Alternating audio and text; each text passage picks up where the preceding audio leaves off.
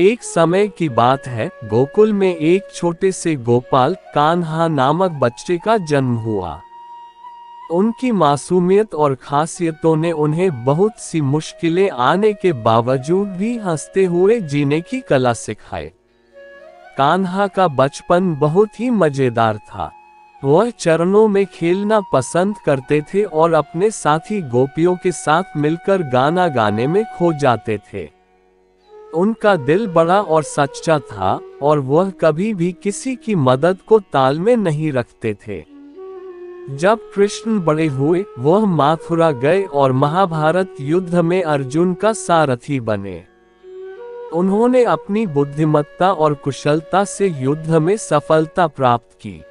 कृष्ण ने सिखाया कि जीवन में सफलता का रहस्य सच्चाई, उदारता और निष्कलंकता में है।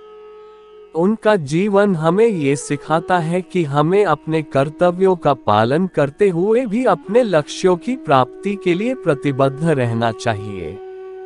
उसके बाद महाभारत युद्ध में अर्जुन को दोनों पक्षों के बीच फंसाने के समय श्री कृष्ण ने उन्हें अपने उपदेशों से भरपूर साहस और निर्णय का सामर्थ्य प्रदान किया।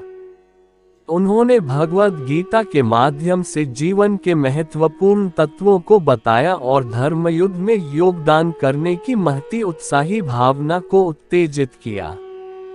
कृष्ण ने सिखाया कि आत्मा अनादि है और मृत्यु के बाद भी अमर रहती है। यह उनकी उदार दृष्टि और आध्यात्मिक ज्ञान को दिखाता है, जिससे वह जीवन के हर पहलुओं में सफल हो सकते थे। श्री कृष्ण ने बताया कि सफलता मात्र भौतिक धन या स्थान की प्राप्ति में ही नहीं है, बल्कि सात्विक चित्त, निष्कलंकता और निर्भीकता के साथ जीवन का निर्माण करने में भी है।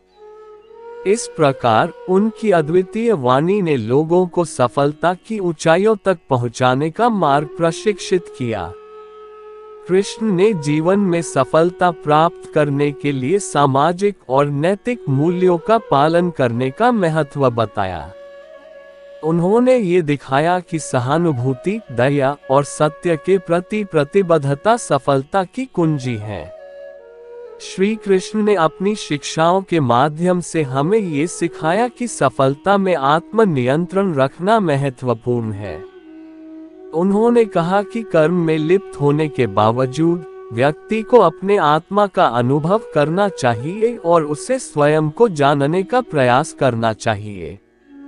श्री कृष्ण की कथाएं हमें ये सिखाती हैं कि सफलता न केवल अंदर से होती है, बल्कि बाहरी परिस्थितियों को भी सामर्थ्यपूर्ण रूप से मानवीय बनाना आवश्यक है। इस रूप में श्री कृष्ण की कहानी हम